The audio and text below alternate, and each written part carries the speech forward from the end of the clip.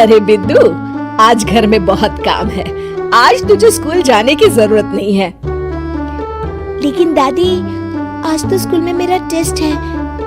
अरे एक दिन स्कूल नहीं जाएगी तो ऐसी कौन सी तेरी कलेक्टर की पढ़ाई छूट जाएगी। वैसे भी मैं देख रही हूँ आजकल तो बड़ी ढीठ हो गई है।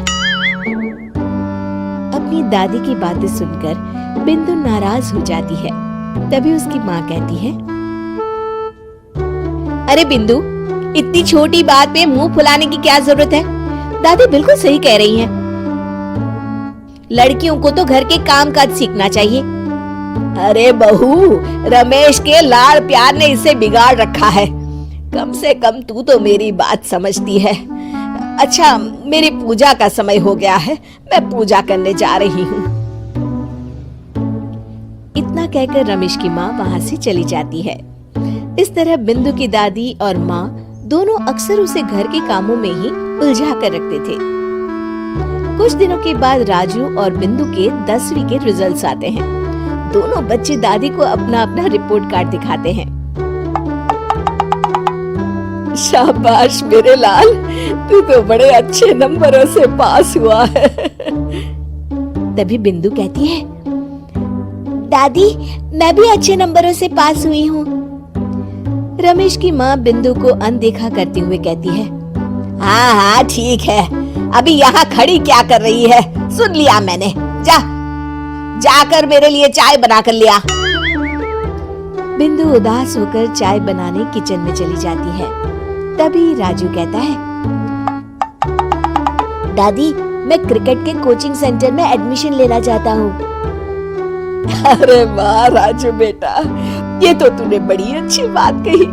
तू कल ही अपना एडमिशन करा ले, जितनी भी फीस होगी मैं दे दूंगी। अरे एक दिन मेरा पोता विराट कोहली बनेगा। इस तरह अक्सर रमेश की माँ अपनी पोती बिंदु के साथ दुर्व्यवहार करती थी। कुछ दिनों के बाद रमेश की माँ और उसकी पत्नी दोनों सास बहू मिलकर राजू का एडमिशन अच्छे स्कूल में करवा देते हैं, लेकिन बिंदु का एडमिशन नहीं करवाते। इस बात से नाराज होकर बिंदु अपनी दादी से कहती है, लेकिन दादी मुझे भी आगे की पढ़ाई करनी है। अरे क्या करेगी आगे की पढ़ाई लिखाई करके हैं? आज से ये पढ़ाई का भूत अपने दिमाग से उतार दे। इतना कहकर रमेश की माँ वहाँ से चली जाती है।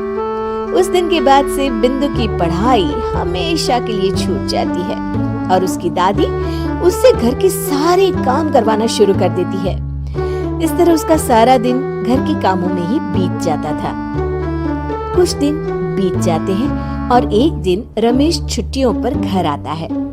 बिंदु को घर के काम करते हुए देख उससे कहता है, अरे बिंदु बेटा, तुम स्कूल नहीं गई?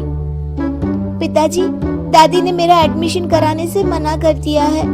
वे कहती हैं घर पे रहकर घर के काम करना सीख। अपनी माँ का ये बर्ताव देख रमेश को बहुत गुस्सा आता है और वो अपनी माँ से कहता है, माँ ये तुमने क्या किया?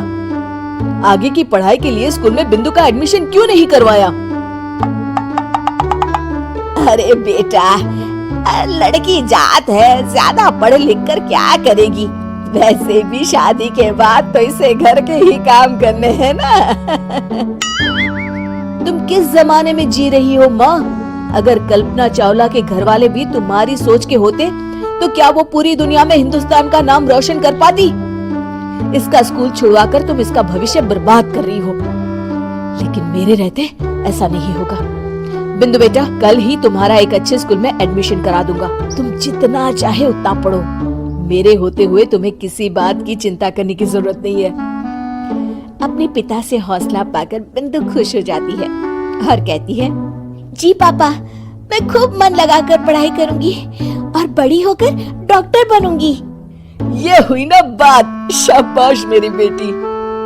शिक्षा, लड़का हो या लड़की, हमें दोनों को आगे बढ़ने का मौका देना चाहिए। अगर आपको हमारी ये कहानी अच्छी लगी तो कमेंट करके जरूर बताएं। और आप ऐसी ही और कहानी सुनना चाहते हैं तो हमारे चैनल को सब्सक्राइब कर बेल बटन दबाएं, वीडियो को लाइक करें और शेयर करना न भूलें।